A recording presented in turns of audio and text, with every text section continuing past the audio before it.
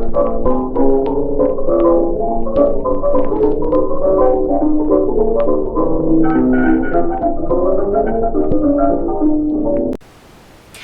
folks, welcome to another episode of 20th Century Adventures Artifact of the Week. This week's artifact is pretty cool. Now it may not look like much, but this old rotten piece of canvas is very special. I'll tell you why.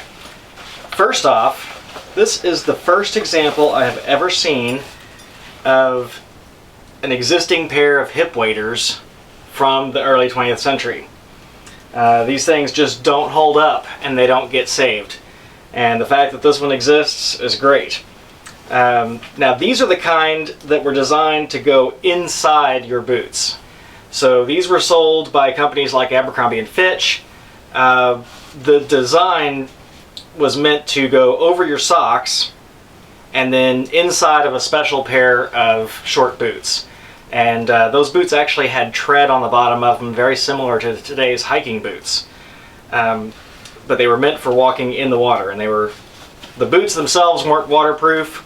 They were just good traction. It was the waders that were designed to be waterproof. So these originally were canvas, double layered, with a layer of a rubber vulcanized material inside. All the seams are vulcanized. So there are a few sewn seams. You can see stitching down the middle here, right around this ankle portion. The sole of the foot is glued on, probably using some sort of rubber cement or contact cement, and vulcanized, meaning the rubber is melted together to make an impermeable waterproof seam. Originally, it looks like it originally had these thigh patches on it, and I'm sure that's to keep from rubbing against maybe taller boots, like rubber boots that we would wear today. It looks like that's original. Now there are lots of these little different colored patches. Some are leather, some are canvas, and it looks like most of them are glued on or vulcanized in some way. Really neat.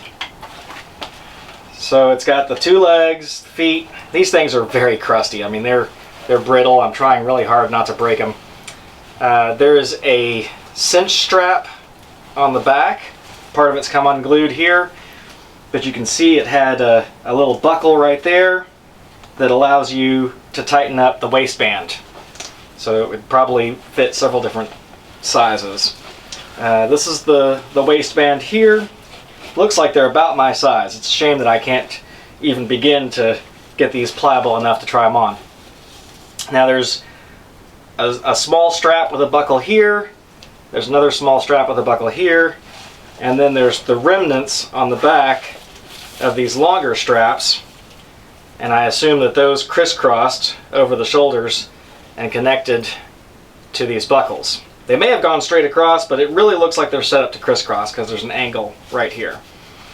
Very cool piece. Now what's really neat about these, beyond what they are and the fact that they survived, this particular pair of hip waders has provenance. These belonged to the famous Western novelist Zane Grey. How cool is that? He was an avid outdoorsman, and a friend of mine managed to acquire a number of items, and he thought that I would really like these because I've always talked about how I'd love to find an early pair of hip waders. And he thought maybe I could make a pattern. We'll see. I don't know. They're just so stiff that I don't know that much can be done. But there's a lot to learn from simply observing them. So I think they're really cool, and I wanted to show them off to the rest of you. If you've enjoyed this, give us a like and subscribe, and let us know what you think in the comments. Have a great time. We'll see you down the road.